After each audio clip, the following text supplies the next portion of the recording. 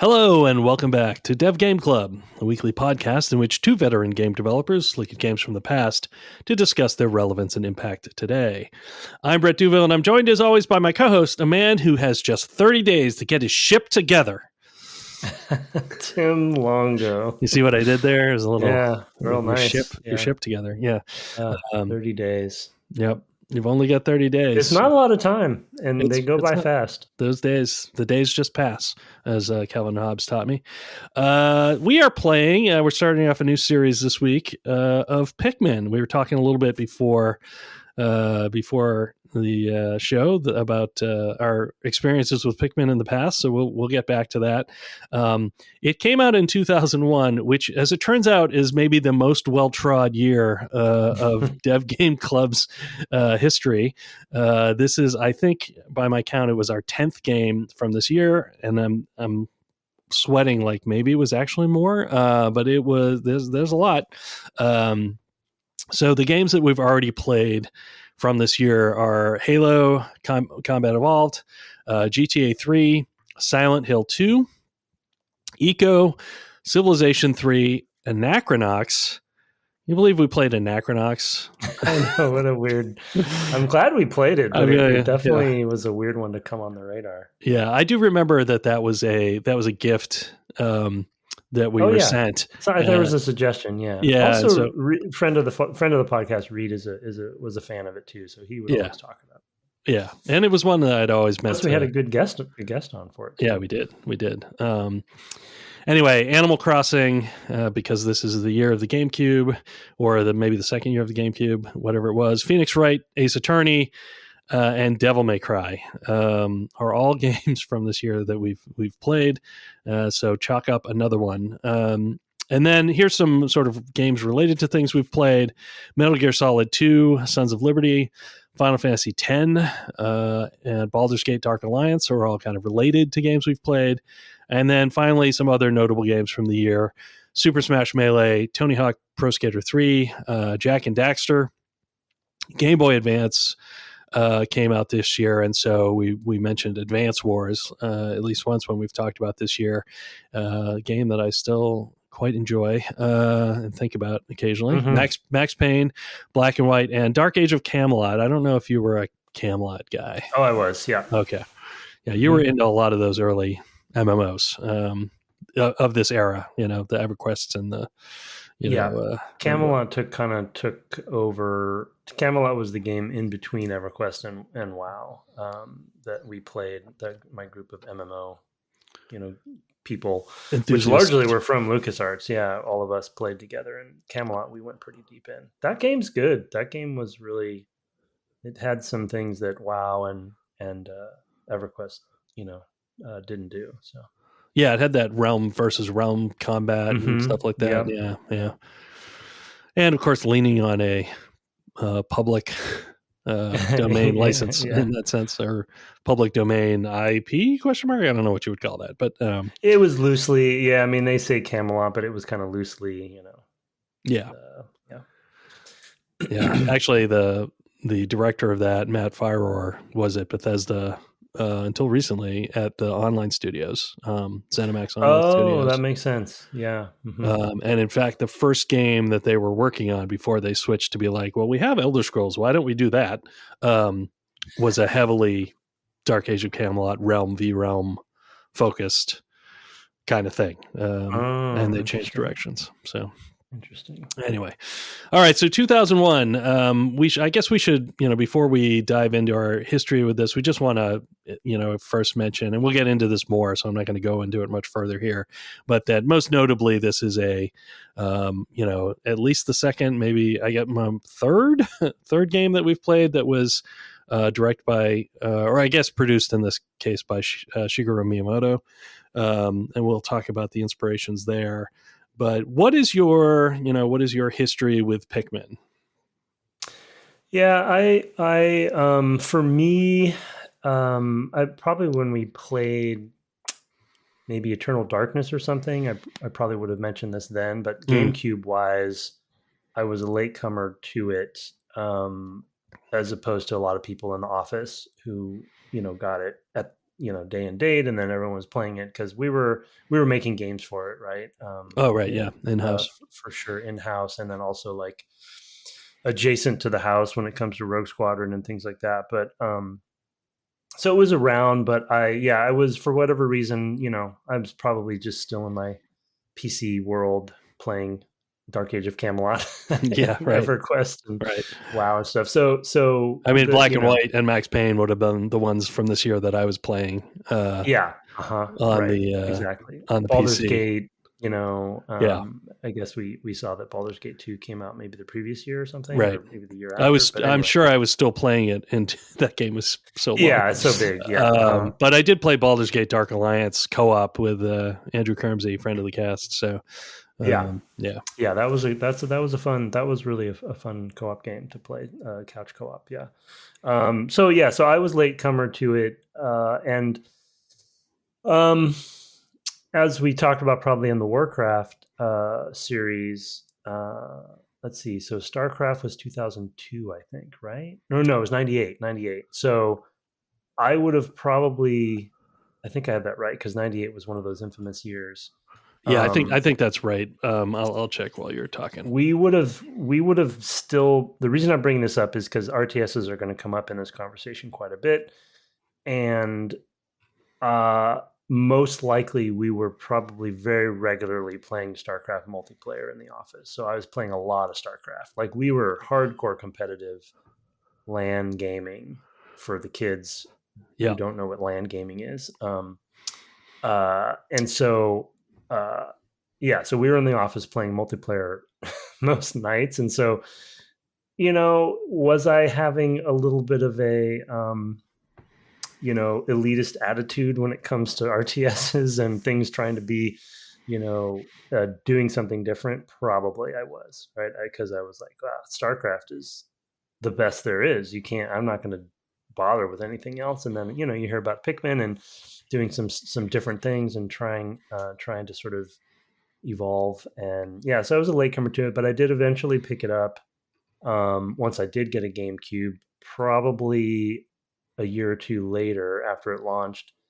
And we'll get into this, but there was I believe, though I'm sure our listeners will have, especially certain listeners will have strong opinions about this, but I believe that there's a key feature in this game that ended up being not a wall mission, but like a wall feature for a lot of people. And that ended up being the case for me, that we'll get to. So I didn't finish it back then, and then I didn't revisit it after that. So what about you? I mean, I was never a huge RTS player. I mean, I other than the Blizzard ones, I basically didn't play any. I don't think. I mean, I dabbled with Homeworld when it came out, because I was really intrigued by the 3D nature, and I was really curious about it. But I didn't. I might have finished it. Actually, now that I'm thinking about it, you can go back and listen to that and see if I said I did or didn't. I don't recall for sure. I feel like I played a lot of it though. But I never, and I only played, I didn't actually play a lot of competitive RTSs either. I really liked the campaigns. I had played a lot of StarCraft, and in particular, I played a lot of StarCraft sort of co-op with Paul Pierce and Hayden Blackman, who worked on, I mean, Paul subsequently worked with us on Republic Commando, and I think he had something to do with one of the starfighters as well. But he notably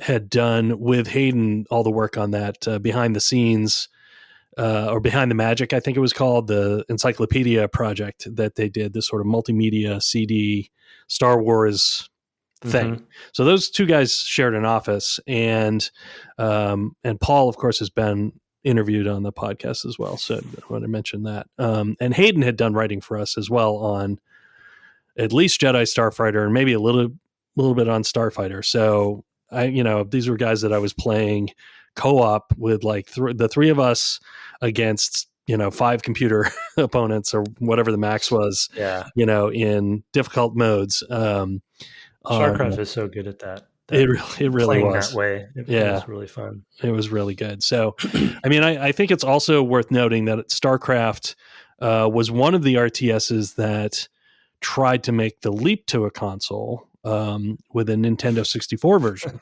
Yeah. I mean, I think they probably did reasonably well.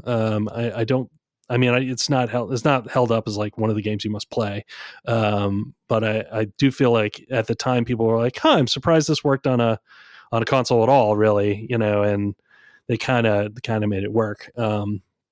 But I was really intrigued by Pikmin, and I bought it at the time, and I did not finish it, similar to you, and we'll talk about that wall aspect, or more of a fear of a wall, I think, more than an actual wall, which is, I think we talked ourselves into it and didn't trust Nintendo enough.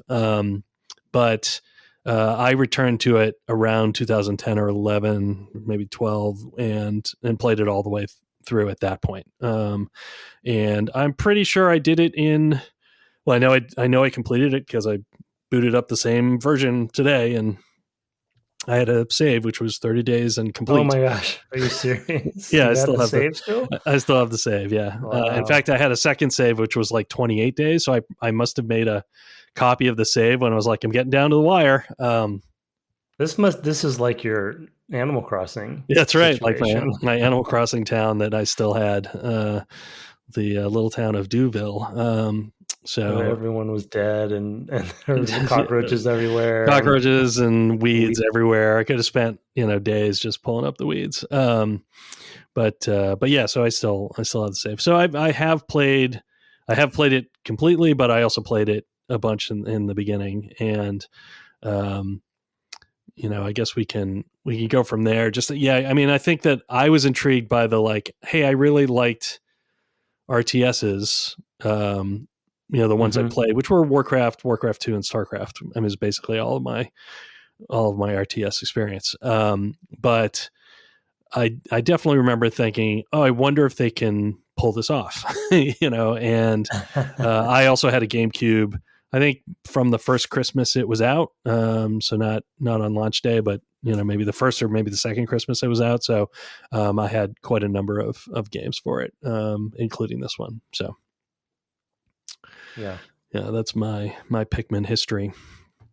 Yeah, it's one of the reasons that I know. I mean, I think maybe I was the one that brought it up to play it next, but I know you've brought it up in the past too. So, but speaking for myself, one of the reasons that I wanted to talk about it and play it on the podcast, just because it is such a unique perspective on not just the genre hybrid merger, evolution, whatever you want to call it, for RTS sort of type things, but also for Nintendo. We talked about this in pre-show some too, and we've played various, I don't know, many may be appropriate to say, Nintendo games on the podcast, rightly so, deserved of so many times. And many of those have been enormous trailblazers, whether it be creating a genre in some cases in games we've played of theirs from, the 8 and 16 bit eras, or like in Mario 64 or Ocarina, completely fundamentally discovering something important about the genre in a new context, like 3D. Yeah. So they're all been very significant. And the thing that's always intrigued me about Pikmin is that, at least in my opinion, though we'll get into some of Miyamoto's public, what he shared about his own inspirations for this, which is also just delightful and amazing, and you see that in the game when you play it. So we'll get to that in a second. But at the time in 2001, the reason that I also wanted to mention StarCraft and any of the biggies that were out there is that there was this bit of a holy grail within this weird space of and you mentioned StarCraft getting to console, and there's a few others. Halo Wars being another notable one that Ensemble did for Microsoft. There's a bit of a like, RTSs at the time were popular and felt like one of those genres that everyone wanted, was making money. And so, is there a way to do it on consoles? And of course, Nintendo comes around and says, "Hold my beer." Yeah. Or Miyamoto does, and in most cases, Nintendo's coming from the perspective of creating something holistically new or wholly new. But in this case, they did that, and he did that. But it also is coming from, I think, a different direction than a lot of the other games he played, in that I don't know if there was a goal for him to make what would Nintendo do with the RTS genre, but it was coming from external influences versus completely, uh, generating something from the ether. You know what I mean? There was Right. there was like, okay, there is this genre. What would we do about this genre? And I put a little bit Splatoon in a modern version of the same thing. What would Nintendo do with a competitive shooter, a competitive multiplayer game? I mean, I think that's also true of Eternal Darkness, which we played from the same era, Yeah. where what would we do with survival horror? Yeah, I mean, that's a good that point, wasn't yeah. them developing it, but he was involved, and Nintendo was heavily involved. We had a guest for that, who talked about that. So I think that Metroid Prime too, I guess, to your point. I was going to say, and the other one was the third person, third/first person Metroid Prime example. But even, you could even go earlier to like Shadows of the Empire, I think, with some of that, and Rogue Squadron, kind of going in their own, for LucasArts examples of like, oh, here's something that worked. In particular with Rogue Squadron, I think they worked pretty closely with Nintendo because they had history, that group of developers. So it kind of they've done that before, I guess is my point. And those are some other examples I can think of. Yeah, that's true. And the fact that we played Metroid Prime is I had forgotten that that's actually a good example of them. Like, how would we with the conversation around Halo and the conversation around that era, how would we take that genre and move forward rather than saying let's create something completely new. There's both goals are important for the medium. So I mean, I think that Halo coming out this same year is super indicative and interesting because I feel like Halo is doing the same thing that Pikmin is, in the sense of instead of just trying to replicate what a shooter is on a console, let's figure out what a shooter is on a console, not just try to make it like the PC thing, but its own thing, right? Because we also played GoldenEye from just, I don't know, 2 or 3 years before this, something like that, maybe 4 or whatever, but a handful of years before this as an example of a prior first person shooter. And like, they clearly had not figured those things out. Like the turning and, all of that stuff that make it kind of awkward. And, it's a weird playing game, to play it as late as we did in 2023, I guess. And Pikmin is doing the same thing where it's like, well, we have this controller. What can we do with this controller to make an RTS instead of how do we jam an RTS onto this system? Right. Yeah. It's, so it's very sort of, interface first, like, okay, what makes sense? And we'll dig into that more. But I think it's interesting that Halo comes out the same year because I think it's doing a similar thing. Yeah, you're totally right. And it's interesting. Maybe that's saying something about 2001 and around this area in general, because a lot of the games that we played for the podcast and you mentioned in the prior list, I think we're trying to do some of that stuff, Yeah.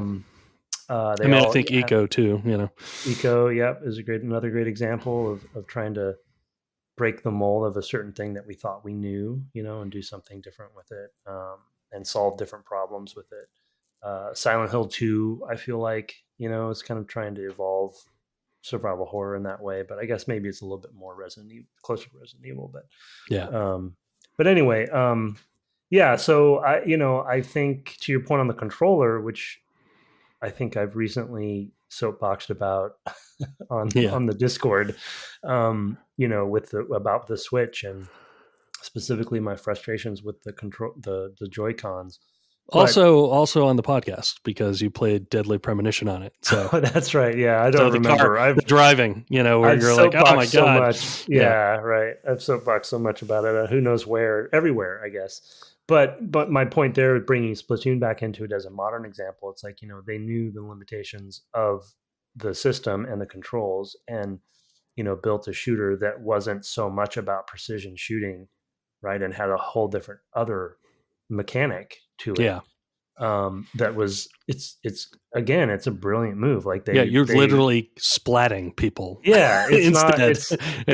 It's like if you were always firing rockets, So yeah, it's brilliant. It's a brilliant solution, and we'll talk about some of their brilliant solutions in this game too that I love personally. But Splatoon is just like the modern version of Pikmin in that way. It's like, well, what are our constraints? What are our limitations? Let's lean into those and make those as fun as possible. Everyone loves spraying water around, kind of thing. So anyway, yeah. So long story short, I think it's really interesting when Nintendo, we have many examples of it, but for me, and RTS is being close to my personal, close to my heart, it's interesting to see them approach this in their own, I wouldn't say weird way, but their own unique way. Yeah. And I do think that the inspiration, as we've already alluded to. So, why don't you cover? Yeah, just briefly. Shigeru Miyamoto has said in past interviews at the time, and subsequently he would talk about where his influences came from, and they weren't your typical influences. They weren't, I think even recently we referenced Blade Runner and Alien and Star Wars and whatever, the handful of things that every game developer had seen in 2001 or whatever. I think in Deadly Premonition we talked about that as well. I was like, why not the X-Files, and Twin Peaks? But he actually went beyond just sort of cultural products that he drew experience from to childhood experiences that he had. Legend of Zelda was famously, from caves, that he kind of tried to, investigate on his own, when he was young. And in this case, it was from gardening, from his adult life. I think Mario came from some shroom usage he had, but I don't quote me on that one. Whether that's actually true. But yeah, he was a there's magic mushrooms in that game. So he was a gardener, and he enjoyed growing vegetables in the garden. And I think that also, comes through extremely clearly, and the Pikmin are referred to as looking like different vegetables. The first one the red one you get looks like a pick carrot, some kind of carrot, I guess, the brand is called Pick, so he calls them Pikmin, and that's where that comes from. I'd totally forgotten that. And he also calls the sort of, I don't know, weird spaceship flower thing that they come out of, those tripods, are onions. And then of course the way that you bring new Pikmin into your army, once you've brought back the little pucks, that we'll get into the mechanics, but once they've actually gone into the ground, you go and run and pull them out like you're pulling a radish or or whatever, some root vegetable, potato or whatever, where you're grabbing this stem and pulling the root up out of the ground, so that you can get the Pikmin. And of course you also carry them that way in the sense of throwing them. And I just love that is so very, in a genre where you're often at this God's eye high view where you can't really see all that stuff. And it's completely abstracted because you're using, in most cases, a mouse and keyboard where you're literally just clicking on things. There is no sense of you being in the environment at all. It's meant to be like as if you're a general from on high, looking at, maybe a Napoleonic Wars era, or, tabletop war gaming sort of setup.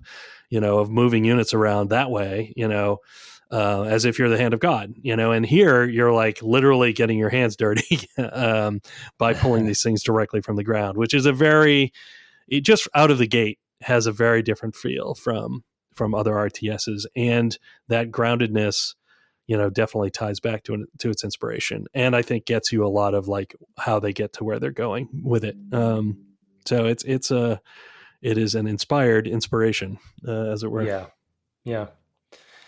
Yeah, it's really, I mean, he might have gone more deeply into some of this, but I bet maybe they haven't. It'd be really interesting to know, once they had that inspiration, the sort of journey they did get to some of the decisions that they made. One thing before we get into some of that stuff, though, that I wanted to mention too, just as far as the concept of it, that I want to pull on, because we play so many games, and so few of them do this other than the Nintendo games. And I think we probably talked about this with Zelda a fair amount too, because there's always this sort of, how deep is Zelda's fiction and story and context really, and how much of it is really just a myth, which is one of its strengths, I think.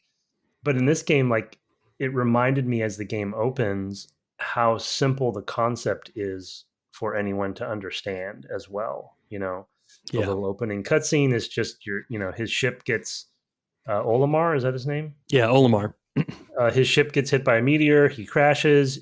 It breaks into a bunch of pieces. You got to find the pieces. It's like, it's a very simple. And the pieces of the ship, are basically your kind of your power leveling, progression as well, and sort of capability unlocks.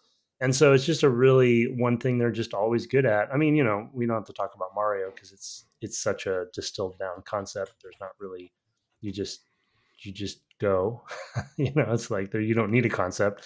But I just really I forgot that about this game, and I really appreciated when it opened up. It kind of just reminds me of even a game as complicated as Breath of the Wild, right? One of their modern games. It still stays very distilled down and simple, Yeah. And you don't really need to know a lot to be able to enjoy what's going on. There's a lot of NPCs and a lot of depth to what's going on in the world, but as far as like the general concept of why you're playing the game, it's always simple, and Right. some of that is, we know that they think about their games as toys, sometimes or often, and we know that Nintendo as a company thinks very differently about software than a lot of other companies, so it makes sense. But I did forget about how, pure, I guess is another word that comes to mind, the concept of the game is. Yeah. Which I like. It's also worth noting that Breath of the Wild would be their sort of externally pressured open world game, in a way, right? A modern, modern open world game, definitely. I remember in whenever that was announced. So I'm not even going to guess, because time since the pandemic is broken. My brain is broken on it. But whatever, 2016 or whatever, when it was first revealed, it was like, oh, they're doing something like a Skyrim or whatever, other games in that space, at the time. Even, that was like, oh my God, they're doing that. Like, wow. Yeah. I remember being the response. So it's something that they've done kind of throughout, as long as there's been significant and interesting competition, I guess, because early on you wouldn't have said they were doing that so much, just because there weren't as many new things. I mean, there were new things happening, but it was kind of slow that you'd have a big one. That usually. I was going to say there weren't a lot of big things that weren't coming from them or the things that they were themselves publishing. So right. And at the time, you're right. That's a good example too, a modern example, because I do remember at the time some of the leadership there talked about the team playing Witcher 3 and and Skyrim and some of the others, other blanking on maybe Assassin's Creed, I don't remember, but Witcher 3 specifically, I remember them saying that they were really impressed by and influenced by. Yeah. But again, like I think I've stated, I've over 200 hours in that game myself, and that is still very much their open world game. Yeah. Like that is the Nintendo, special sauce or whatever is in that game, even though, like you said, it is influenced externally as far as, the motivation for doing it. And so I don't know. I just always really and am impressed, but also just appreciate their ability to do that with any genre. Yeah. So I guess let's get to the like actual nitty gritty. We can maybe talk about it at a higher view. First of all, by the way, technically it's a meteoroid, but it's localization. They say meteor in the cutscene, and I was like, that's not really a meteor. He's still in space. Anyway, I'm gonna let it slide. Oh, I see. A meteoroid is in space, and a meteor is meteors are the ones that are burning up in the atmosphere. Oh, okay. It's different. Thank you. That's good to know. But it is worth also noting that to date we don't have a name for an asteroid that goes through the atmosphere, because that would kind of probably be the end of civilization. But I guess it would be an aster. I don't know. Wow. We're a little off. A little off. Are you workshopping that? What is that? It's just I'm working on it. Don't know. Maybe we'd survive it. Anyway, so let's start with the more 1,000-foot view of like the puzzle RTS, and then we can actually talk about getting into the controls and the interface, and maybe a little bit of what's going on the first couple of days.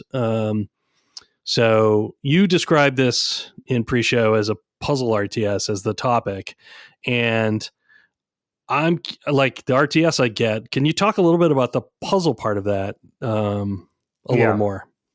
Well, it relates to our Internal Darkness conversations, which is still one of our favorite quotes that we say all the time. To some degree, the keys that aren't keys. But I had actually, until restarting it, had forgotten how puzzly it was. And that's not just my description, by the way. I think that's pretty widely described as a puzzle RTS outside of my suggestion there. I think it's even on the wiki page. But okay, yeah. Tim, I don't research this stuff. Well, I was looking at. I just know the distinction between a meteor and a meteoroid.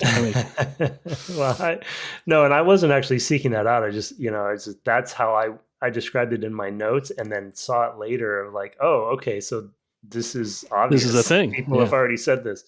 So, and I'm sure, as we know, we have some fans of this game and this series in our community. So they may even know more than we do about some of this stuff. But yeah, I perish the thought.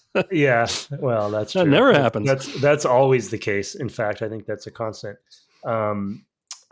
Anyway, so I think I was to your question. I was surprised. I was surprised and all over again, and had forgotten how lock and key and puzzly this really was. As far as I guess I'll say,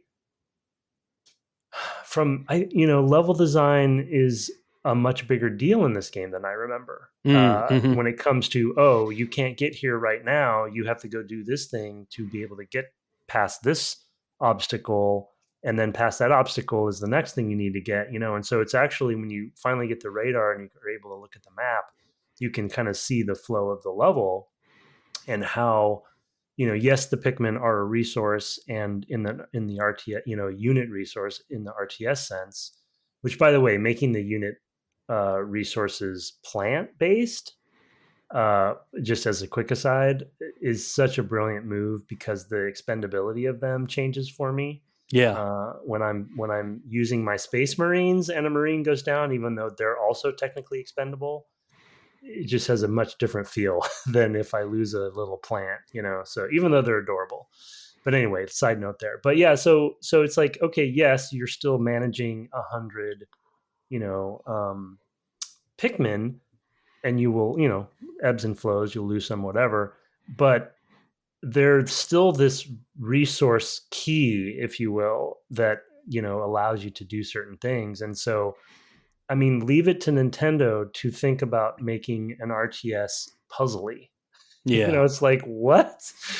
How did that, and you can kind of, once you start playing, you can kind of see how and why, because those bottlenecks, if you will, give friction for the player to progress forward.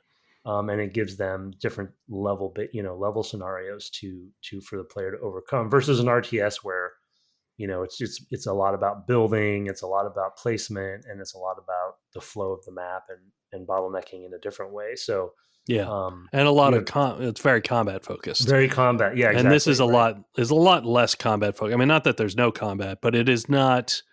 Mm-hmm. It feels like they're obstacles to overcome towards your goals rather than they are the goal, which is typically in a lot of RTSs. It's right. There's another enemy force on this map somewhere. Destroy the town. Yeah. Get rid of them. Yeah, exactly. So that you can take their land.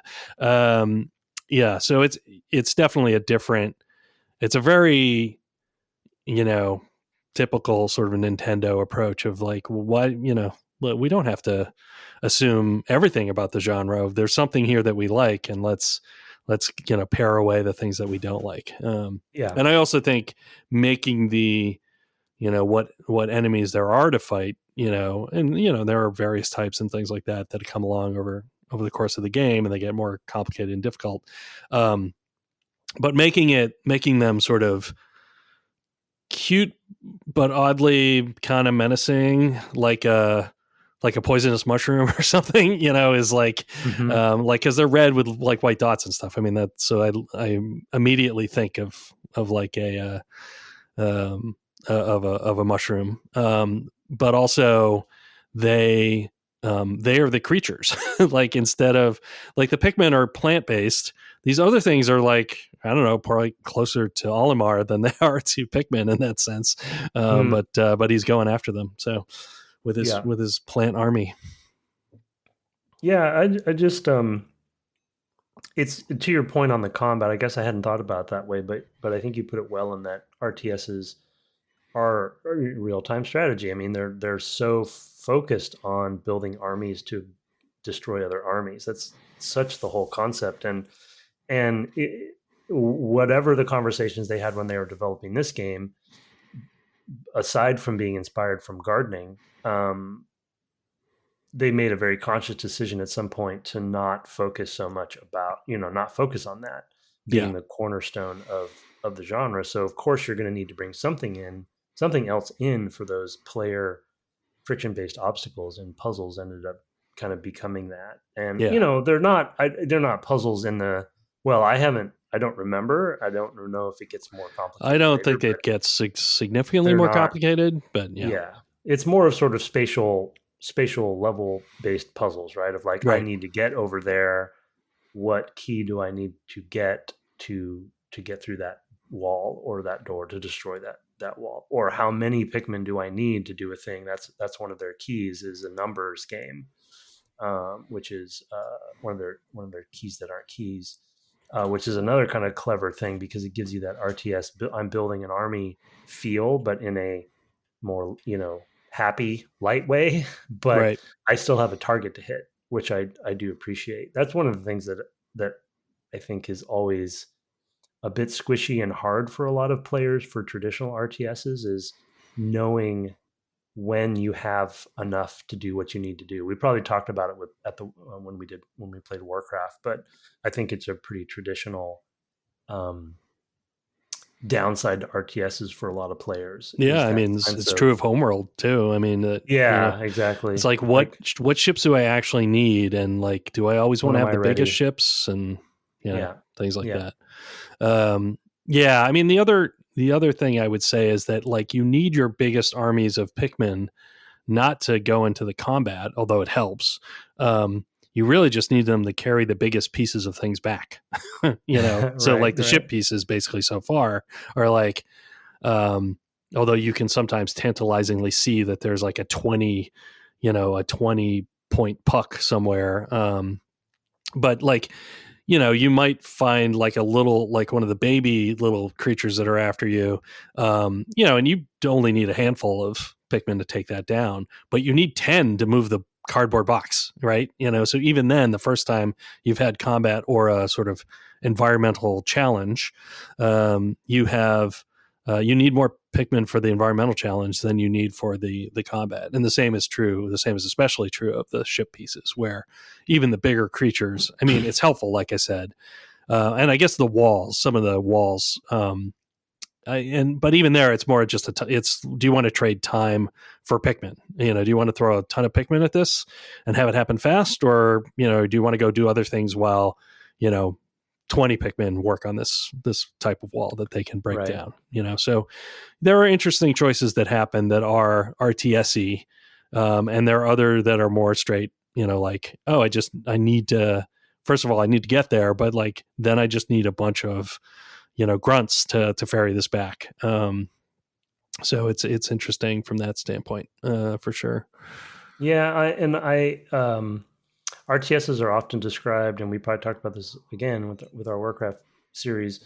RTSs are often described as very much plate spinning games. Mm-hmm. Maybe we talked about it with Homeworld too. Though Homeworld is such a weird game. Mm-hmm. It's like so different from everything else. Like it doesn't feel as plate spinning as other. No, it's not. Yeah. It's like because it's so long to do everything that you want to do. But with Warcraft, StarCraft, that and I know Command and Conquer's come up in the Discord recently. Some interesting things in that franchise too. But and they have plate spinning in Pikmin, but and I enjoy it. But it's interesting to your point. It largely is like task based and environmentally based. So, for instance, when you get to a map that has different structures you can build, like making a pole, I don't know what to call it. It's like a stick that they kind of raise up, and they can climb up to higher spots. You can build bridges. You can destroy walls. Like you said, you can carry pieces of things around, even part of your ship, but also other things. And once you have 100 Pikmin, if you choose to, you can put a lot of them on one thing or a couple things, but also you can spread them out and try to really like plate spin and micromanage them doing multiple things at once to kind of try to be as efficient as you can with your army, right. Which is the same concept in RTSs. It's like they just end up being fronts of war. Yeah, that right. You're managing. There's like, okay, I'm going to put a few here to defend and a few here to attack and all that. But the other really critical difference, though, is that here you have to run there. You can't. Yeah, that's true. You can't just scroll around, right? So you do have, and that's a really nice limiting feature in the sense that it works against cognitive overload. Because there's no point in doing things that are really, really far apart, because by the time you even move half of your Pikmin to the other task that's so far away, the first one's going to be finished. So like, you don't buy a lot of efficiency often doing that way. So if you spread yourself too thin, you're really not getting much out of it. The other thing too is I don't think there's tons of those kinds of fronts you can be approaching at the same time, and that's down to level design, right? Is like, you have to get past this one challenge, or task or whatever, this one wall to get to this other wall. So you can't be doing those two walls at the same time. And there might be two of those on the map at any given time, but there's not like six, often. Fair. Yeah. Yeah. I think you're right. Level design is really the key here. I've been impressed. Like, for instance, I just got to probably one of my favorite names of a level of all time now, the Forest's Navel, mm-hmm. which is the third map, which right. I guess they're saying is like the core, the center, the center of the center of the. Is it an innie or an outie, Tim? Is the question. It's like, what? I'd forgotten that. Anyway, I was in the Forest's Navel, which becomes pretty complex compared to the previous two levels, and when you look at the map, it really is impressive. How they have laid the map out to accommodate, to your point, the fact that your interface is a moving character, right?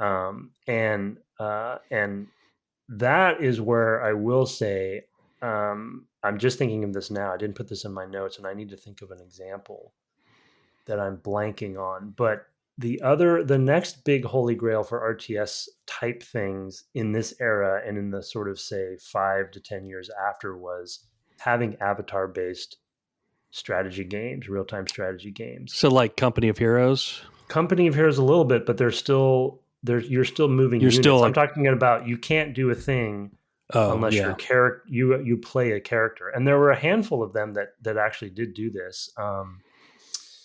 Orcs Must Die is the only thing that's coming to mind, but that's a tower defense game. But it's that series is pretty fun. I got to say, especially co-op. But anyway, point being, I mean, I think Advance Wars did one, like 5 years ago as well. Yeah. There's some others I just can't think of. I think Command and Conquer actually even did one of their games was avatar based. And so my point is like once you choose to make an avatar, it immediately changes how you're going to design your levels. And there's a couple times, even in the Forests of Hope level, there's some times when you open up a wall and it gives you a shortcut and a double back point to get back to your to bring stuff onions, back more quickly. So it's just really, really well designed. But to your point, because they had that avatar constraint, it changes, it cascades, into everything else in a positive way. And the reason I bring it up is I think that is one of the aspects, even though Pikmin was influenced by other things externally, making the interface focused around a character is one of the things that I think Pikmin had an influence on other games after it. Where it's like, oh, it can be done. There are certain things you could do. And so, and to be honest, like MOBAs are kind of here as well, because MOBAs are a in the lineage of RTSes very directly, and they are avatar based, right? I am controlling one character. And you're also dealing with lots of like little minions as well. There's minions around, right? And all of that. So what's another one is that I'm thinking of that's kind of sort of similar in this regard. It might be what's it called? Dynasty Heroes, Dynasty Warrior, something like that. It's I haven't really played that. I haven't played that series at all. I shouldn't say I haven't played the series at all.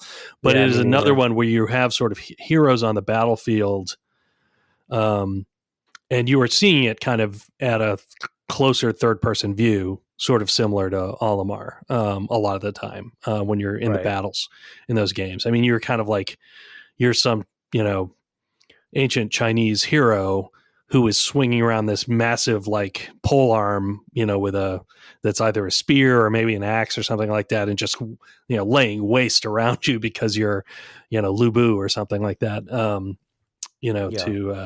To do it. So that's kind of another sort of maybe offshoot. Well, I feel like those games may go a little prior to Pikmin, so it's possible that Pikmin pulled from that a little bit. That they like that aspect of those games, because those I believe are Japanese games as well. I don't know there's those series. I just can't think of them on the spot as usual. But there's a couple that came out in the early aughts, I think, that were very not traditional, but were very RTS-y, but you played an avatar doing it. And especially I think Orcs Must Die is an interesting example in that is another, because it's tower defense, but it's also kind of has RTS elements that that those two go nicely together. So I can see how that merger came to be. But yeah, well, and also, I mean, Halo itself was originally one of those, right? And that's right. And then Halo Wars, that is like a sort of like maybe the realization of that original concept to some degree.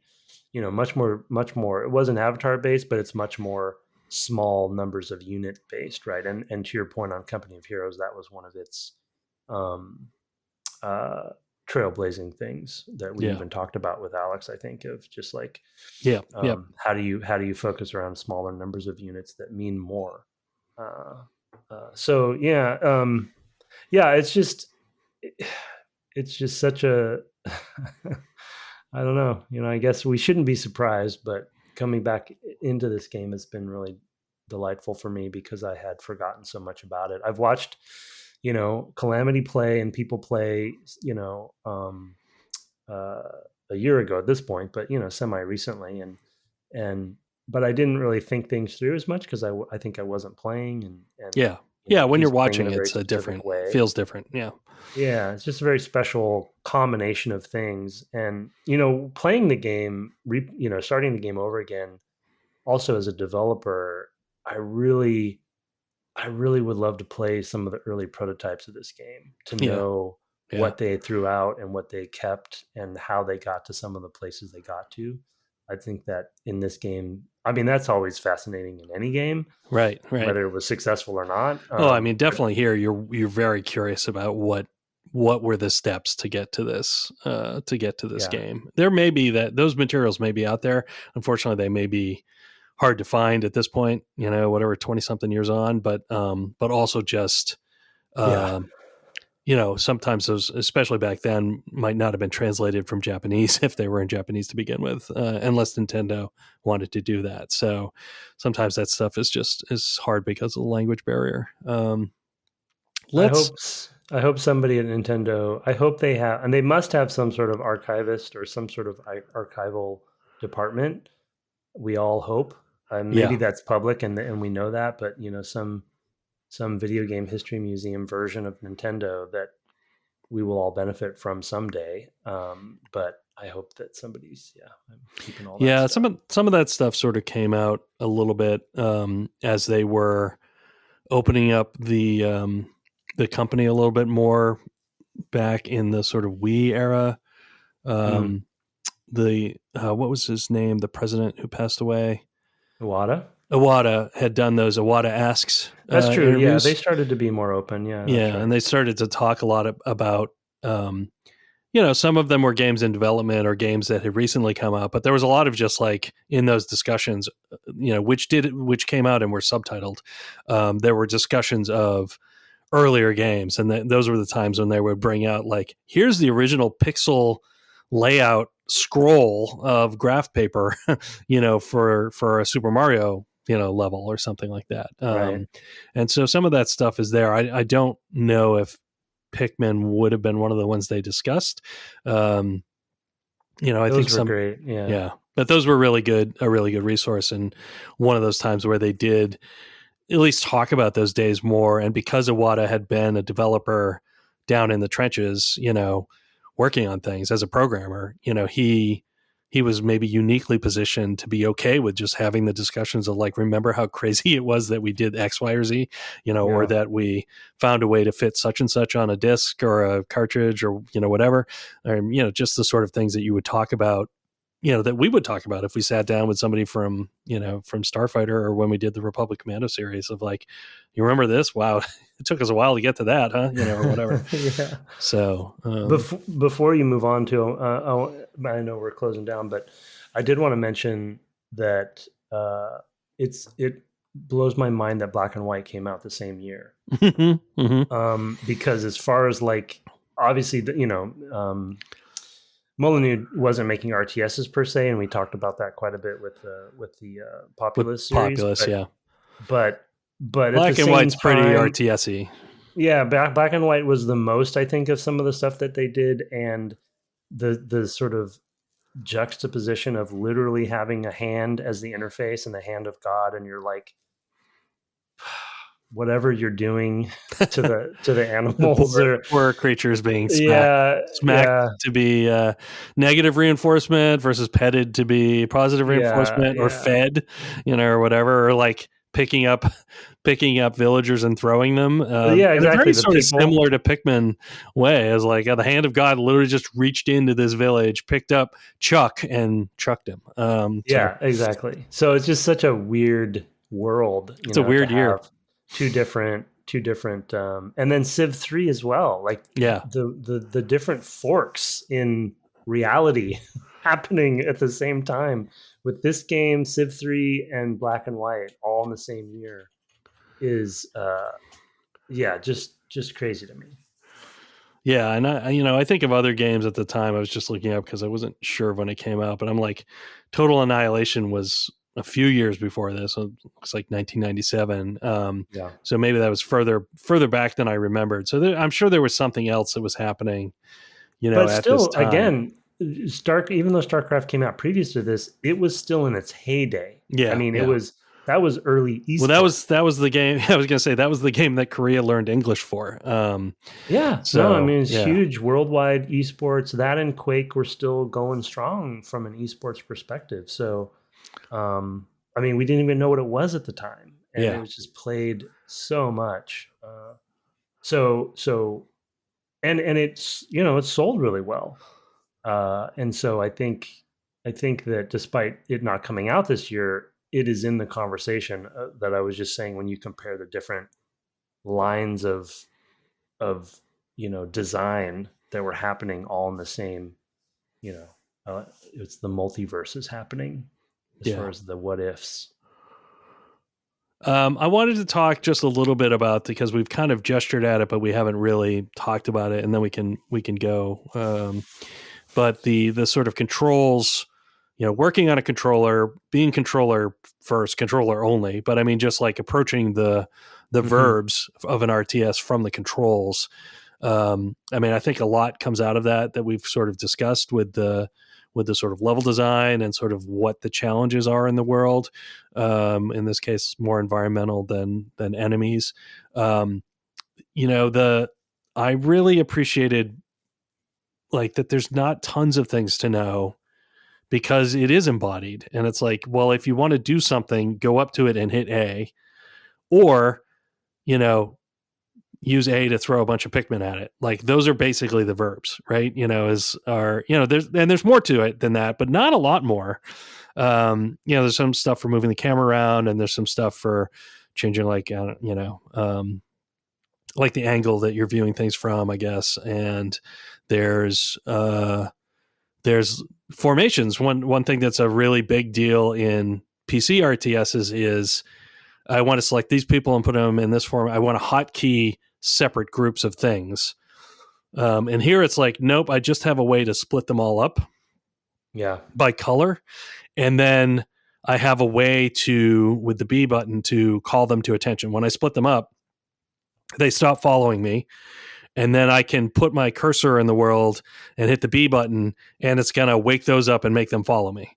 And that's so, like, in a game like this, that's exactly how much you need. Like, you don't, like, it doesn't matter which 12 red Pikmin you're going to throw at a thing. They're all the same. It's not like having 20 different ship types in Homeworld or whatever, or StarCraft, where you have lots of different unit types, where you want to be able to select by unit type, select by this, select by that. Here it's like, you know what? I want a handful of red and a handful of yellow. I'll split them by group and just grab a handful of each by using the B button, which calls them to attention, but also has, the longer you hold it, like the larger the circle is. So you can just like tap it and like literally pick one, one Pikmin off the map if you want. I mean, it's a very light touch to do that, but you can do it, even when they're all grouped together, because they all stand a little bit apart, and you can sort of pick one on the edge and be like, oh, you're the one yellow Pikmin I want. Because there's a yellow flower on the way. I want you to pluck, and then grab a bunch of reds by just kind of like, because you don't care. You just need a bunch to do some grunt work for you. I think that simplicity and groundedness of the interface being like all relative to Olimar and him doing things basically most of the time with his arms, and I guess with the calling them, it's sort of with his whistle. It's just like, all right, you. Tweet, tweet, split up into a bunch of groups, or two groups, in the case where I am right now, which is where I just have red and yellow still. I think that's those sorts of simplifications and groundedness in the character are that really put like, hey, we only have so many buttons. Let's not try to do a million things. Like, this is not like trying to shove TIE Fighter onto a controller. This is like, no, just do a few things. It's a different environment, so let's just do different things with the controls. Yeah. It's so impressive. We've talked about it many times with the Nintendo games, but especially I think from the N64 on is what I'd maybe say is that they have come into the modern era with everyone else and try to do their own thing. This game, I'm trying to think. I mean, there was some of it in Metroid Prime with the lock on and stuff, decisions that they made that were focused around their particular challenges. But this game, more than I feel like anything else I can think of off the top of my head, was really such a great design convergence between controller, system, Nintendo design ethos, all coming together because, to your point on the fact that StarCraft was at its peak around this time, it is a good contrasting example of when you have a mouse and keyboard, designers will use the mouse and keyboard. Yeah. And to your point on making formations and hotkeying groups and all that stuff, it's like there's a reason the RTS genre did not survive in the same way that we maybe had hoped. Those are very big barriers of entry for a lot of players. Like It is hard to play those games. It is complex. You're using an entire keyboard. There's a lot of different commands. There's a huge amount of mental overhead for all of that. Like remembering all of it. Yeah. Remembering all the things, but also like you have all those things that you can do for a reason. And like, so now you also have to have them as like not only tools you have to remember because they're just keys. It's also like, it's not like you're looking at a toolbox and it's like, oh, a screwdriver, I know what I can do with that versus a hammer. It's like, oh, F5 versus F6. Like, or Alt plus F5 and Alt plus F6. So I have to remember what those things do. Plus I then have to be like, why would you do that? Like, why do I want to do that? And this just gets rid of all of that, Yeah. You have a mouse, which is like the ultimate interfacing device too, right? Because it's pinpoint accurate. It's got a lot of precision to it. So it's like, so again, my point is like, because those are your inputs, you're going to design, not even just in a controls design, but also level design, right? You're going to make unit design. The fact that you have a right click and verb design, verb. Yeah. So it's just so hilarious. There's a reason that I think it's APMs, right? Actions per minute. Yeah. APMs became a thing. Yeah. Like I remember that happening during the StarCraft era of multiplayer and competitive and esports multiplayer. It's like, what's your APM? And I'm like, what? It's still huge today with MOBAs, Yeah. And these are people who are like, their click rate is like, hundreds. I don't know, 150 per minute or something like that. And I'm like, this is why I can't play these games. Like, yeah. So, and MOBAs are, and I'm glad actually MOBAs came up because they are the modern representation of all of this. Really, that's where it ended up, and that's why I think RTS has kind of died out in that way, in the traditional ways that MOBAs took their place, and MOBAs are much more focused, right, and have advantages in different ways. So I appreciate that evolution is interesting. As an aside, we're probably gonna have to play a MOBA at some point. I'm just warning you, but I don't know how. We'll play the original Dota, the StarCraft mod, StarCraft 2 mod, I guess. StarCraft 2 mod. Warcraft 3. Warcraft 3 mod. That's right. Yeah. The Ancients, Defense of the Ancients. Yeah. That's modding. Yeah, so funny about that whole history and how Valve, with Dota 2. Anyway. Stole it away. It's amazing. They copy, they brought in the guy, right? Ice Frog or whatever they're. They did, but the point I was going to make is that they copywrote the acronym, the word. Oh, the word Dota. The acronym. The acronym. Because they couldn't do Defense of the Ancients. Defense of the Ancients. Right, so right. Of course. No, we're just calling it Dota. It's like, well, can they do that? It's like, yeah, they did it. They did it. Not only. It's kind of a very clever, business. Oh, speaking of Valve, and maybe then we could roll out. I did see an article this week. I had alluded to this. At some point, maybe while playing Portal, but maybe while talking with Chet last week or previously, that I saw a report that Valve was again analyzed for its profit per employee, and with 350 employees, each one of them is $50 million of revenue. Talk about meritocracy. Yeah. The pressure might be high for somebody. Well, I think that I know they're not all equal, but yeah, we do know there's internal pressure at the company, for sure, making sure that your impact on revenue is felt. Yeah. Yeah. Well, I mean, that's just a pure division in this case. It's just like they had this much and they divided it, and they're like, that makes them number one among American companies for per employee revenue. So not that each employee individually brings that in, but as a company, they bring that in. So yeah, I just know culturally that's sort of I know it has its pluses and minuses. Yeah, they kind of have a bit of that approach of like, what have you done today to make the company? Yeah. So, wow. Yeah, go Valve. Yeah, I guess good for them. Yeah. I mean, when money I was is your following goal, up on it because we talked about it, recently. Yeah, we were talking about things like that mostly with chat, I think. So, and some of it maybe, it's just part of a conversation you and I were having. It may not have even been on the air, but it came up. It literally came up in my newsfeed this past week. Interesting that they'd done a recent one. Yeah. The last thing I'll say, I mean, so, on the Pikmin control stuff, the last thing I'll say that has been interesting for me to come to revisit the game, because I really only played it back then. So I'm kind of having to relearn everything. And I agree with you that they really did a great job at taking their constraints and the controller and everything. I'm playing on Switch, by the way, just so everyone knows. Are you playing with like a GameCube controller? I'm playing with a original GameCube controller on the Wii, only because for the Wii I have an HDMI output adapter, and I just put the TV in 4:3 mode. Not zooming. It's you can switch between display modes on a lot of HD TVs, and so I'm just in a mode that like just puts the black bars on the side, and I get progressive scan as well from the Wii, kind of automatically.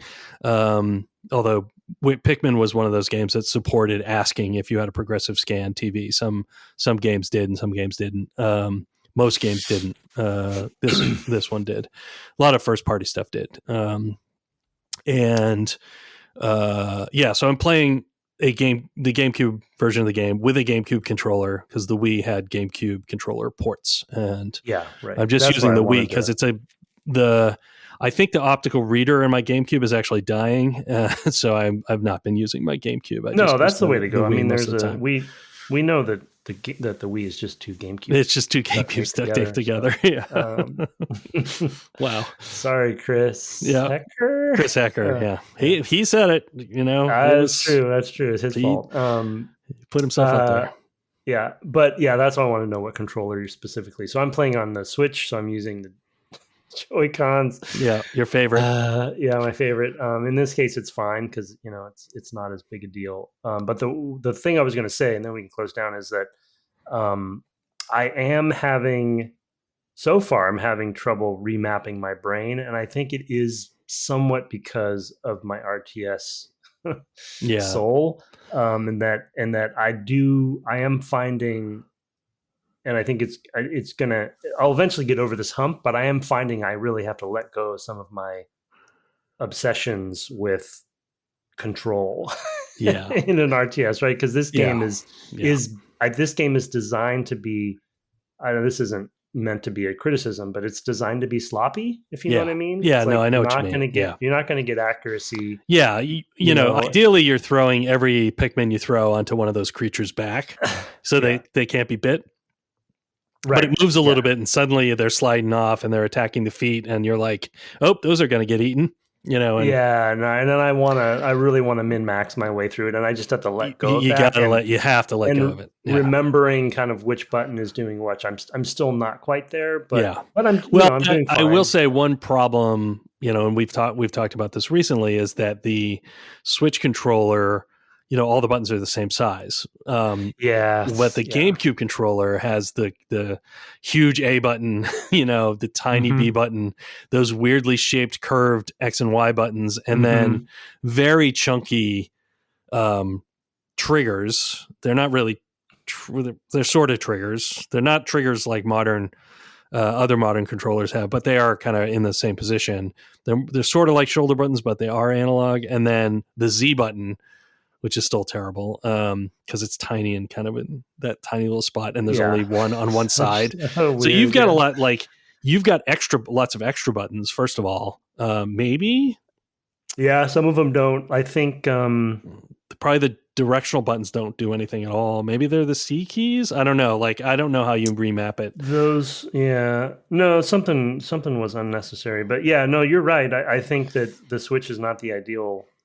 If there isn't, the ideal way. Well, for any Nintendo game, you want to play it on the hard way they built it for. Yeah, exactly. The GameCube controller, I think, is still an unsung hero of a controller. Yeah, I think the Wavebird is one of the best controllers of all time. Yeah, specifically. So yeah, now that you mention it and you kind of re-describe that controller to me, I'm like, this game is so much better on that controller it is. than the way I'm playing it. Yeah. I wonder if there's a Bluetooth way that I can play it on the Switch. There might be. I don't know if there is a GameCube specific controller for the Switch, but I'm sure somebody makes one. Some nerd out there has done that. Yeah. Well, not even some nerd. I'm sure there's like a peripheral developer that, some business person who's like, we could sell 100 of these,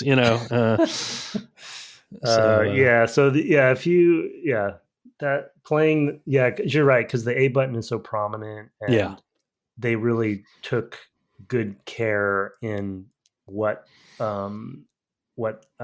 actions are on what buttons on that controller. So now I regret it, but it's my only option. But no, it's fine. Yeah, I mean, to be able to play it at all, I'll get over that hump. I just have to embrace what the game is and let go of my my OCD RTS. Just remember, your Pikmin don't have names. You don't have to worry about, But they're so cute, and they have ghosts. They'll give back to the earth, when they die. That's true. That's true. Pikmin do have souls, however, apparently. So, anyway, on that note, we'll do our outro. We love to get your reviews. Haven't had one in a minute. We don't do any advertising for this show, so reviews and that sort of thing, word of mouth, are the only way we kind of get around. And we love to have your email at devgameclub@gmail.com. We're on the web at devgameclub.com, and my co-host here twitches at twitch.tv/ Tim Longo Jr. with the JR at the end. I know you were back to Outer Wilds last week because Far Cry 2 continues to evade your attempts at capture. I don't know if there's an answer for that. I'm sorry. My answer is I have to start over. So you have to start over, but did you figure out even a way to stream it? Oh, the streaming it. I think I did figure that out. Okay. Yeah, I think it's just basically what windowed mode I'm in. I see. Okay, there is a way to do that. Okay. I didn't know if you also had a problem with that. So you will maybe get back to Far Cry 2 at some point. In the meantime, I will. That's the plan, but I will have to. Yeah, I have many hours ahead of me before I can even start streaming. So. I'll look and see if I have a save for you that's around that time. I don't know. It's been... Oh, no, I played it on the console. Sorry, I don't have it for you. And, of course, we have, if you've heard us mention some Discord members and show fans, we have a fan-run Discord, and there's a link for that in the show notes. Our intro and outro music was written and performed by Kirk Hamilton, commissioned by friend of the cast, Aaron Evers, who sent us Anachronox. And our logo... that Discord, our merch store, all by Mark Garcia. Have fun pulling sentient creatures out of the ground this week, and good night. Good night.